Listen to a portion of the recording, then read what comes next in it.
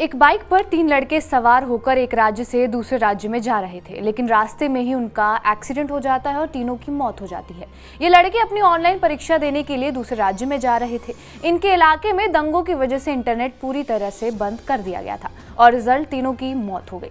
हर साल भारत में कई दंगे, कई फैसले ऐसे लिए जाते हैं जिसकी वजह से कई राज्यों में इंटरनेट पूरी तरह से ठप हो जाता है। 2019 में जम्मू कश्मीर, जहां सबसे ज्यादा 522 दिनों तक इंटरनेट शटडाउन हो जाता है। उसके बाद मणिपुर हिंसा, नू हिंसा और कोविड काल, ये सब ऐसे उदाहरण हैं जो बताते हैं कि सरकार ने कब कब इंटरनेट शटडाउन किया है। लेकिन इतने बड़े पैमाने पर इंटरनेट शटडाउन होता कैसे है? क्या ये बिल्कुल हमारे फोन में एक आइकन टच करने जैसा होता है, या फिर इसके पीछे भी किसी प्रोटोकॉल, किसी प्रोसेस को फॉलो किया जाता है? ये सब बताएंगे हम आपको इस वीडियो में। नमस्कार, मेरा नाम है रिया शर्मा और आप देख रहे हैं TV9 भारतवर्ष। सबसे पहले हम आपको बताते हैं कि इंटरनेट शटडाउन होता क्या है। आसान भाषा में समझे तो इंटरनेट शटडाउन वो कंडीशन है जब आम यूजर्स के लिए इंटरनेट का इस्तेमाल पूरी तरह से बंद कर दिया जाता है। जब सरकार को लगे कि किसी इलाके में हिंसा या दंगे भड़कने के ज्यादा आसार हैं, तब सरकार ऐसी नाजुक स्थिति में इंटरनेट सेवाएं बंद कर देती है। किसी भी क्षेत्र में इंटरनेट बंद करने का फैसला केंद्र और राज्य सरकार मिलकर लेती है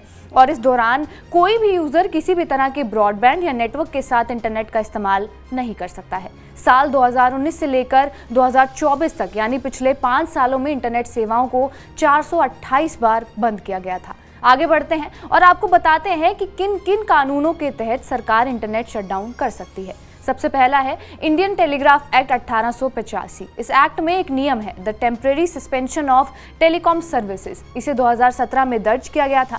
इस नियम में ये प्रावधान है कि सरकार या राज्य गृह सचिव किसी भी इमरजेंसी के हालात में इंटरनेट सर्विसेज को बंद कर सकती है। लेकिन इस ऑर्डर के पास होते ही 5 दिनों के अंदर अंदर एक कमेटी इस ऑर्डर की समीक्षा भी करती है, ताकि ये पता चल सके कि इंटरनेट शटडाउन को आगे बढ़ाना है या फिर नहीं। दूसरा कानून है सेक्शन 144, जो क्रिमिनल कोड ऑफ प्रोसीजर के तहत 1973 में दर्ज किया गया था। इसके मुताबिक डिस्ट्रिक्ट मजिस्ट्रेट या फिर सब डिविजनल मजिस्ट्रेट इंटरनेट सेवाओं को बंद कर सकते हैं। अब कानून तो हमने समझ लिए, लेकिन अब आपको ये जानना भी जरूरी है कि इस इंटरनेट शटडाउन को लगाने का पूरा प्रोसेस क्या है। सबसे पहले इंटरनेट बंद करने का ऑर्डर केंद्र या राज्य गृह सचिव द्वारा दिया जाता है, जिसके बाद ऑफिसर सर्विस प्रोवाइडर्स को इंटरनेट ब्लॉक करने का आदेश देते हैं और अगले वर्किंग डे के अंदर ही ये ऑर्डर रिव्यू कमेटी को दिया जाता है, जो इसकी समीक्षा करती है। ये होता है पूरा प्रोसेस जिसके जरिए इंटरनेट को किसी क्षेत्र में बंद किया जाता है। लेकिन आपने देखा होगा कि सरकार कई तरीकों से इंटरनेट सेवाएं बंद करती है। कहीं 4G से 2G नेटवर्क कर दिया जाता है,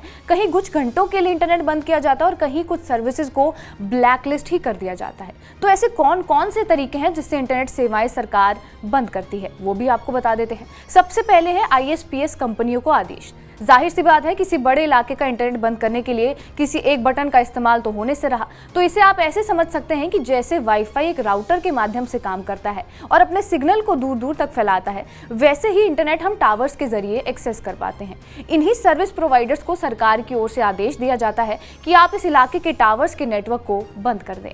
दूसरा तरीका है हैमर। इस तरह के इंटरनेट शटडाउन को बहुत ही एक्सट्रीम हालातों में इस्तेमाल किया जाता है। 2019 में जम्मू कश्मीर में इसी के जरिए इंटरनेट शटडाउन किया गया था, जिसमें सेना को भी जम्मू कश्मीर भेजा गया था और सभी तरह के टेलीफोन इंटरनेट सर्विसेज को बंद कर दिया गया था। दूसरा तरीका है स्पीड थ्रॉटलिंग। इसमें इंटरनेट की स्पीड को कम कर दिया जाता है, यानी अगर इंटरनेट की स्पीड 4G है तो उसे 2G कर दिया जाता है और कुछ इलाकों में इंटरनेट बंद करने का भी प्रावधान है। तीसरा तरीका है ब्लैक लिस्टिंग। इसमें अस्थायी तौर पर कुछ प्लेटफॉर्म्स को बंद कर दिया जाता है, जैसे फेसबुक हो गया, ताकि झूठी जानकारी को फैलने से ज्यादा रोका जा सके। अगर आप सोचते हैं कि ये कंपनियां कैसे जानती हैं कि आप इंटरनेट शटडाउन एरिया में हैं, तो ये भी बता दें कि फ़ोन नंबर और लोकेशन के जरिए इसका पता लगाया जा सकता है। तो ये था, हमने पूरी तरीके से आपको बताया कि कैसे इंटरनेट शटडाउन होता है। बहरहाल, आपका इस वीडियो पर क्या कुछ कहना, हमें कमेंट बॉक्स में ज़रूर बताएं। बाकी देश और दुनिया की तमाम बड़ी खबरों के लिए जुड़े रहे हमारे साथ TV9 भारतवर्ष पर।